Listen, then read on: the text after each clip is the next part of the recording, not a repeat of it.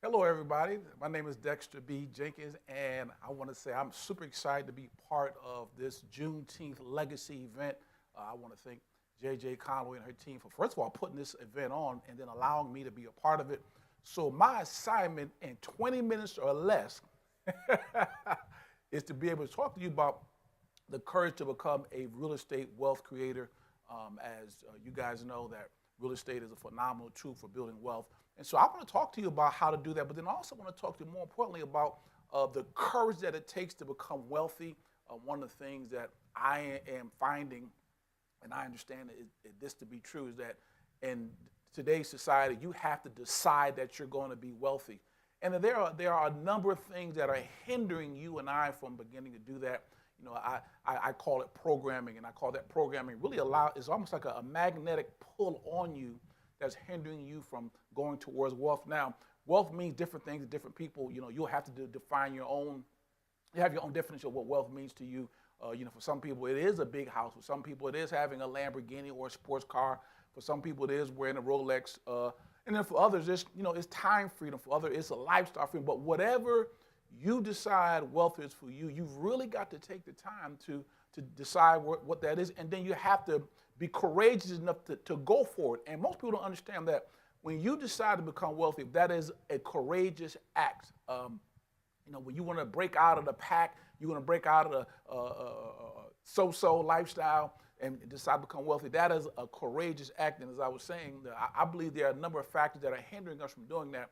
And what those factors really act as a magnet. It has a gravitational pull on us to keep us where we are. So let's look at those four things that I just mentioned. That those factors, those gravitational pulls on us that would hinder us from going towards becoming wealthy. And then I'm gonna tie in real estate to that at the back end of it. So, what are the four? Number one, they're spiritual forces. Maybe I'm a senior pastor currently. Maybe you grew up in church like I did, and wickedness.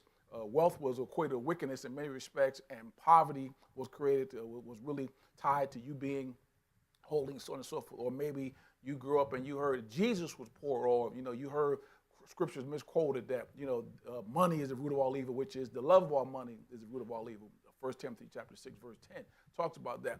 And so that spiritual programming, that faith program that you may have received that was not the way it needed to be, when you decide that you want to go wealthy, you'll have to fight that. And then maybe it's not spiritual, but maybe, and some of these will be working together as I go through all of them, you'll see in a second. Then some of it could be, in your environment. Maybe you grew up in an environment where everybody lived paycheck to paycheck, or you have more month than money, or matter of fact, money wasn't even talked about. And so in your environment, wealth was not something that was normal, that was natural. Everybody struggled. And so you're breaking out of that. And so one of the things I heard a mentor of mine say, this was years ago, and he said this. He said, it's hard to aspire to what you have not been exposed to. In a lot of cases, we have not been exposed to what it means to be wealthy in our environment. And so that hinders you. And then maybe it's in our culture. Our culture, really, there's this unhidden, this hidden, covert, really hate against people who do well, people who reach their highest financial potential. You hear people talk about tax the rich and all that. And so there's this cultural thing that may be hindering you from going towards your wealth. Or maybe, in our society, if you're a rapper, if you're a ball player, or you're an entertainer, it's okay for them to be wealthy, but it's not okay for you to be wealthy. And then the last one I talk about a lot of times, is financial. You think about the financial advice that we may have received. So if your house is very much like my house or my environment, sometimes it was like, go to school, get good grades, work hard, and save your money. But then you look at, and all those things are good things to do, but those are not the things that help you to build wealth. In my experience, over 30 years of studying wealth and being in the financial services industry, being a real estate entrepreneur, I found that it's building businesses, it's learning how to invest. Those are the things it's learning how to sell things. Those are the things that help you to build wealth. And in many respects, we were turned away from those things. And so the things that would help us to build wealth, we we pushed those things to the side and we gravitated to the safe. And let me say this to you. The only way you're going to build wealth is by doing the things I just talked about, by you building businesses and by you learning how to invest and you learning how to sell things, that's where wealth comes from. And so when you look at the fact that you have to break out of the pack, you got to break through that, the mental condition that we have, break through that gravitational pull on you to stop you from reaching your highest financial potential.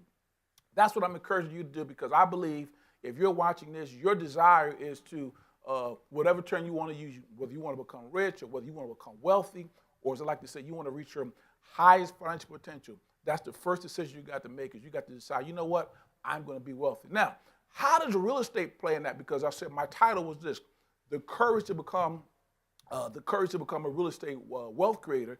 Well, real estate comes in this, plays in this because I believe two things. Number one is that real estate is the lowest hanging fruit on the wealth creation tree, because wealth is either acquired or created.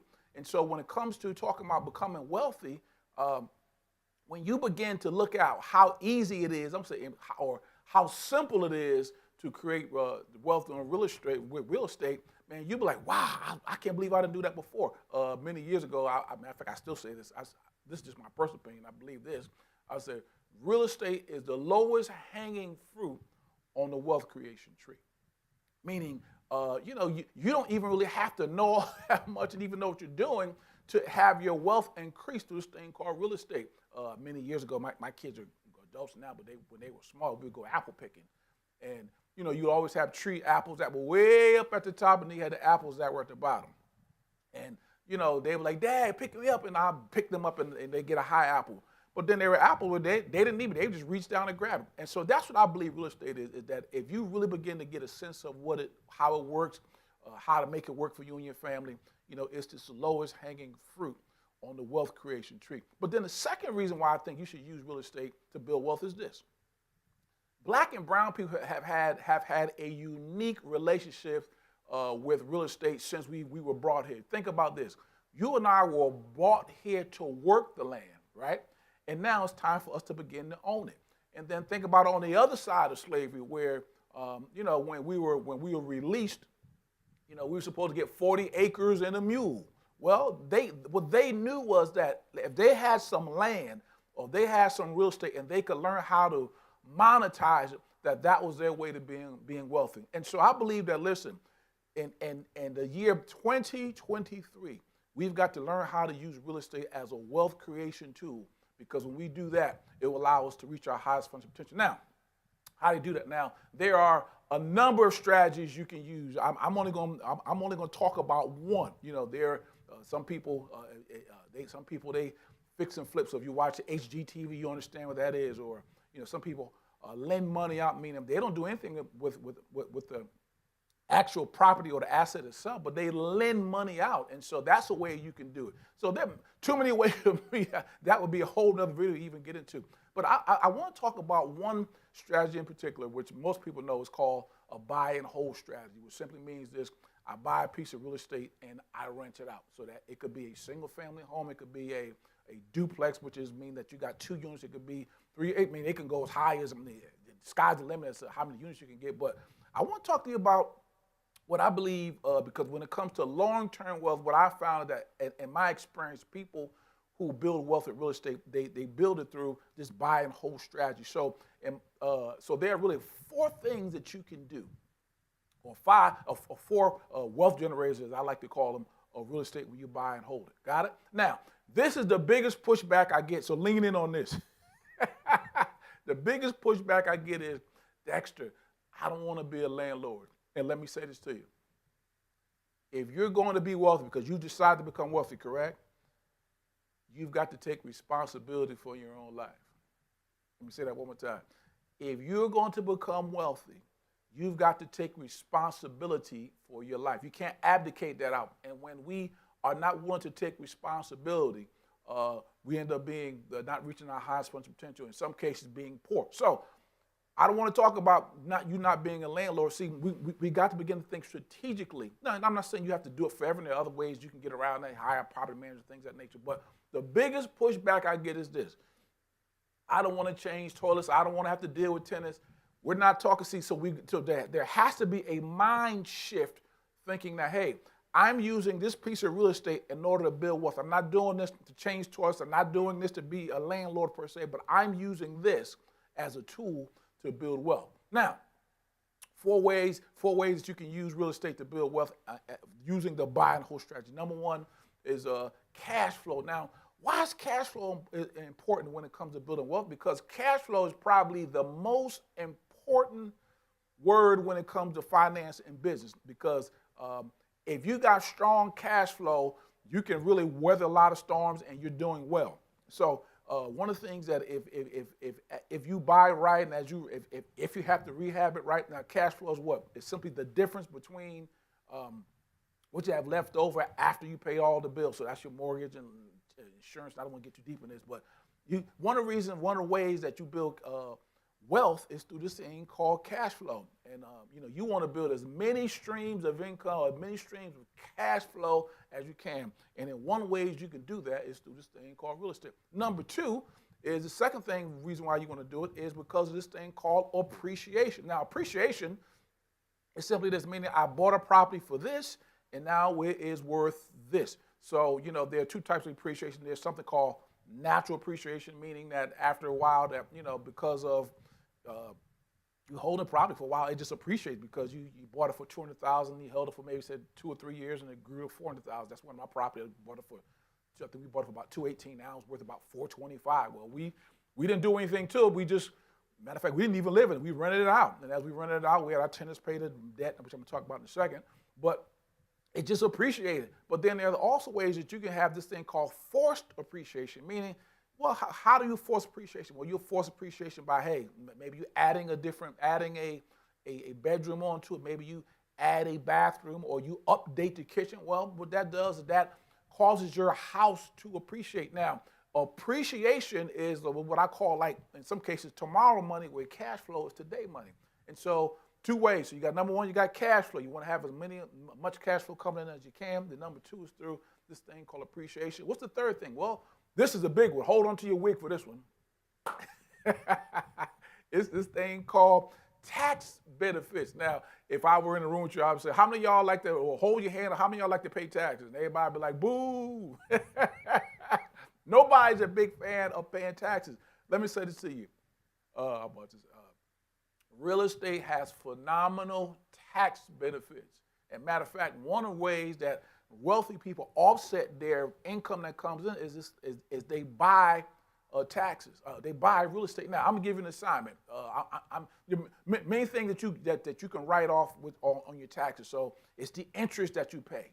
So now, as of now, because tax laws change, but as of now, in many respects, you can write off the interest that you pay on your loans. And then you can write off the property taxes. So I don't want to get too deep in it, but there are a lot of things. But then there's also this thing called depreciation.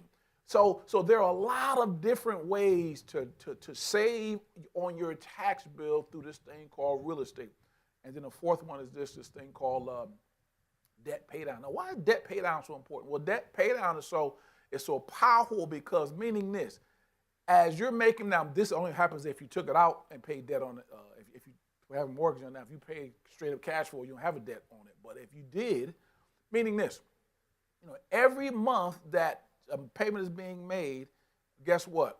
Your principal is being reduced, right? So now, just say this. Now, say you've rented this property out, correct? You've rented the property out.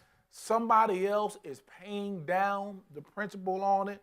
You're not living there, and so you're enjoying all the benefits I mentioned. So you're enjoying the what? The cash flow. You're enjoying the property what? Appreciating. You're enjoying the what? The tax benefits of it, and then what? Your debt is being paid down. So when you combine those four things, let's say one more time. What is it? Number one is cash flow. Number two is appreciation. Number three is what? The tax benefits, and then number four is the debt paid out. And when you put those four things together inside of a buy and hold strategy, it's a phenomenal way for you to build wealth. Now, I will say this to you, you're probably going to have to learn how to do some things, but as I said a few seconds ago, what? You and I have to take what? Responsibility for our financial future. We can't give it off to the government. We can't give that off to our boss. We can't give that off to anybody else. We've got to take responsibility for that. And so one of the ways that you're going to have to do that is you're going to have to educate yourself. Let me say this to you. I've been on this educational path, or like I said, over 3 decades around learning how money works and how to build wealth and so on and so forth. And real estate, I've grown up and watched my dad own properties and things. So I've been around it a long time and continue to further my education. So you're going to have to do the same thing. So I'm encouraging you, hey, listen, don't be afraid to learn something new. If someone else has learned it, so can you. So that really concludes what I want to talk to you about. So I'm encouraging you to do what? I'm encouraging you to, first of all, make the decision that you want to become wealthy. And then number 2, I want you to begin to use real estate as a wealth creation tool for you and your family. Hey, I've enjoyed spending the few minutes that we've had with you, and I want to leave you with this. If you want to stay in contact with me, go on over to dexterbjenkins.com, dexterbjenkins.com, and what I have over there is a number of financial resources that will help you to do 2 things. Number 1, raise your level of financial intelligence, and then number 2, it will help you become more literate in this thing called real estate. And just for you going over to my website, in both the header and the footer, I have a free ebook that I give out to people that I call the 3 Ships of Wealth Building, which I call the secret sauce to learn how to build wealth. You smash that green button, I will get that book out to you. So that's one thing I want you to do. But then another thing I want you to do is, if you want to stay in contact with me through social media, I'm Dexter B. Jenkins across everything. So whether it's YouTube, LinkedIn, Facebook, Twitter, I'm Dexter B. Jenkins. So I would love to stay in contact with you that way. But I really love to hang out on LinkedIn. And so if you just had to hit one, I would say follow me on LinkedIn, and we can develop a relationship right there. So again, thank you guys. Be blessed, and talk to you soon. Bye-bye.